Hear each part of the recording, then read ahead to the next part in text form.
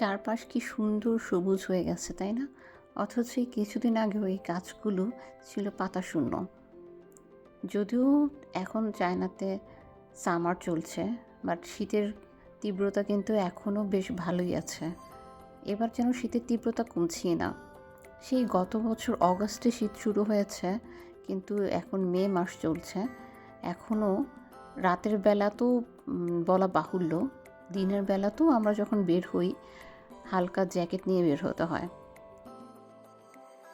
আজকে অনেক দিন পরে তাপমাত্রা 25-26 ডিগ্রি দেখাচ্ছে।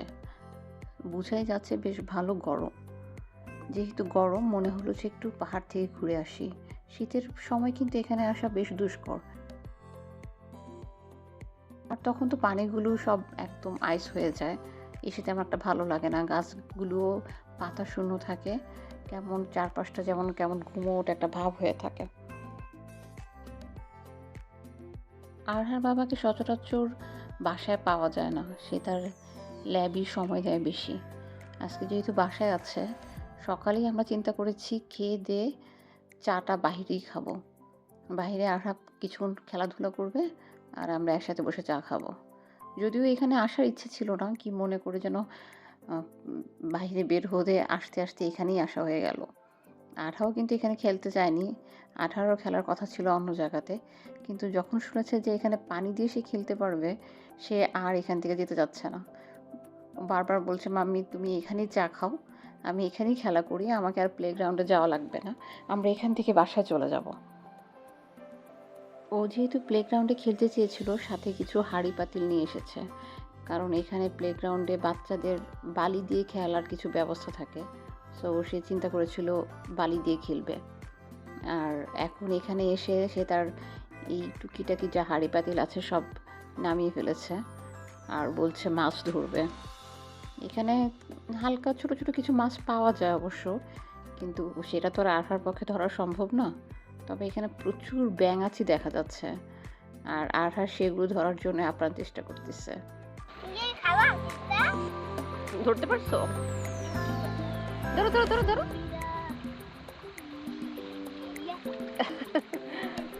ধরছো? দেখো তো, ধরতে পারছো আম্মু? ধরতে, ওয়াও! আরো ধরো আরো ধরো। আমি ওকে খাবো। তুমি ওকে খাবা?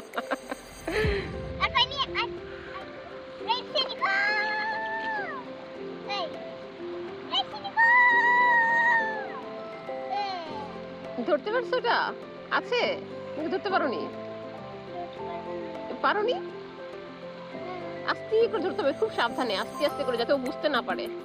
ও বুঝতে পারলে চলে যাবে। ওটা তুলে রাখো, স্টোনের উপর রাখো। হ্যাঁ, এই পাশে রাখো। হ্যাঁ, রাখো। হ্যাঁ, আলহামদুলিল্লাহ, আজকে আমার আঠা খুব হ্যাপি। আঠা আমাকে জিজ্ঞেস করছে, মাম্মি এগুলো কি? তা আমি বললাম যে বাবা এগুলো বেবি ফ্রগ। সো ও এখন নাম দিয়েছে বেবি ফ্রগ ফিশ। ও বেবি ফ্রগ ফিশ ধরছে, আর যখন একটা একটা করে ধরতে পারছে সে খুব খুশি হচ্ছে। অবশ্য একটা একটা করে বেশ অনেকগুলি ধরেছে সে। বাচ্চারা পানি দিয়ে খেলতে পারলে মনে হয় বেশ খুশি হয়। আঠার ক্ষেত্রে তো আমি অন্তত তাই দেখি, যখনই পানির কোনো খেলা পায়ও তখন ওর সময় ভালোই কাটে। এছাড়া অন্যান্য প্রতিটা খেলায় হয়তো আমাকে যাবে, নয়তো ওর বাবা থাকলে বাবাকে যাবে, যে আমার সাথে একটু খেলো, আমার সাথে একটু খেলো, এরকম বায়না করতে থাকবে। কিন্তু এই পানি নিয়ে যখন খেলছে তখন কিন্তু এই বায়নাটা ওর হয় না, নিজে নিজে বেশ কিছুটা সময় একা একা খেলেও। আমরা এখানে এসে আরহাকে ওর খেলনাগুলো দিয়ে এক জায়গাতে বসিয়ে দিয়েছি, তারপর ওর বাবা চাটা মেক করলো। এই তো এখন চা এনজয় করছি, চারপাশটা দেখছি। এখানে কিন্তু আমরা ছাড়াও বেশ কিছু চাইনিজ ফ্যামিলি এসেছে। অনেক ফ্যামিলি এখানে আসে, এখানে এসে বারবিকিউ করে অথবা অনেকে লাঞ্চ করে, অনেকে টেন্ট নিয়ে আসে, বেশ ভালো সময় তারা এখানে কাটায়, তারপর সন্ধ্যার দিকে চলে যায়। সন্ধ্যার দিকে সম্ভবত এখানে লাইটিংয়ের কোনো ব্যবস্থা নেই, আমি যদিও শিওর না, কারণ আমি অত রাত পর্যন্ত এই জায়গাটাতে অন্তত ছিলাম না। এটা বেশ ভিতরেই, আরও সামনে পর্যন্ত ছিলাম, ওখানে লাইটিং আছে, কিন্তু এত ভিতরে আছে কিনা আমি ঠিক বলতে পারছি না। এটা কিন্তু একদম গ্রেট ওয়ালের খুব কাছে, এই যে আর বেবি ফ্রগ ফিশ, ও বেশ অনেকগুলোই ধরে ফেলেছে এতক্ষণে। আর সেগুলি বেশ ভালোভাবেই এখানে ঘোরাফেরা করছে দেখা যাচ্ছে। আমাকে বারবার বলছে, মাম্মি তুমি কিন্তু ফেলে দিও না, আমি তোমাকে বারবিকিউ করে খাওয়াবো। আর পানির নিচে কিন্তু এগুলো প্রচুর পরিমাণে, আমি চারপাশে দেখছি মানে ব্যাঙাচি, এত বেশি ব্যাঙাচি এখানে।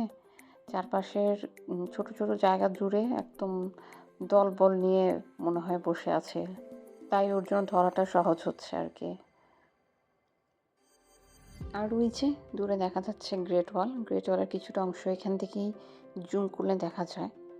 যদিও খালি চোখে বেশ ভালো পরিমাণে বোঝা যাচ্ছে, ক্যামেরাতে সেভাবে আসছে না। এখান থেকে সর্বোচ্চ 10 মিনিটের দূরত্ব বাইকে করে, তারপরে গ্রেট ওয়াল শুরু আর কি। সো ওই পাহাড়গুলোর উপর দিয়ে গ্রেট ওয়ালটা গিয়েছে।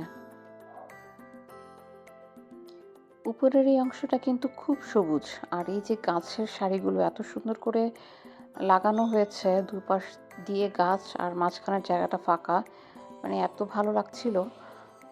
আর বাবা যখন হাঁটছে আমি একটু ভিডিও করলাম, কারণ আমার এই জায়গাটা খুবই মানে পছন্দ হয়েছে। মনে হচ্ছে এই জায়গাতে যদি একটা দোলনায় বসে বসে থাকা যেত, সুইং করা যেত, আরও ভালো লাগতো। এই টাইমটা কিন্তু চাইনিজদের দুপুরের খাবার সময়, 12টা থেকে 12:30টার মধ্যেই সাধারণত চাইনিজরা ওদের লাঞ্চটা শুরু করে।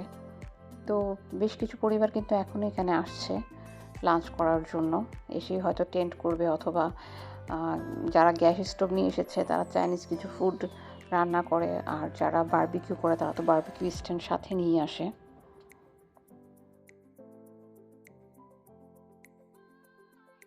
পাহাড়ে কিন্তু সব জায়গাতে বারবিকিউ করার পারমিশন থাকে না, যেখানে পানি থাকে সেখানে বারবিকিউ করা যায়। এছাড়া অন্য কোথাও কিন্তু ওরা বন জঙ্গল প্লাস পাহাড়ের যেখানে পানির সোর্স নেই সেখানে কিন্তু বারবিকিউ করা একদমই মানা। এই ধরনের নোটিশ দিয়ে কিন্তু প্রায় আমাদের মোবাইলে মেসেজ আসে যে এই সময় পাহাড়ে ফায়ার জাতীয় কোনো কিছু নিয়ে যাওয়া যাবে না, বা এই সময় এখানে ড্রোন উড়ানো যাবে না। সো এই জিনিসগুলো কিন্তু খুবই রেস্ট্রিক্টেড। আর এখানে যেহেতু পানির একটা ভালো সোর্স আছে, যার কারণে চাইনিজদের এই মানে বাধাটা এখানে নাই। এই কারণেই দেখা যাচ্ছে অনেক ফ্যামিলি এই জায়গাতে, যেসব জায়গাতে পানির সোর্স আছে এসব জায়গাগুলোতে তারা বারবিকিউ করে, বিশেষ করে সামারের এই টাইমটাতে। আর কিন্তু খেলাধুলা শেষ হওয়ার কোনো লক্ষণই দেখা যাচ্ছে না, যেহেতু সে পানি পেয়েছে। অলরেডি সে তার জামা কাপড় কিছুটা ভিজিয়েও ফেলেছে, কিন্তু বাসায় তো যেতেই হবে। তাই 2-2.5 ঘন্টা পরে এখন আমরা বাসার দিকে যাচ্ছি। বেশ ভালো সময় কেটেছে, আলহামদুলিল্লাহ।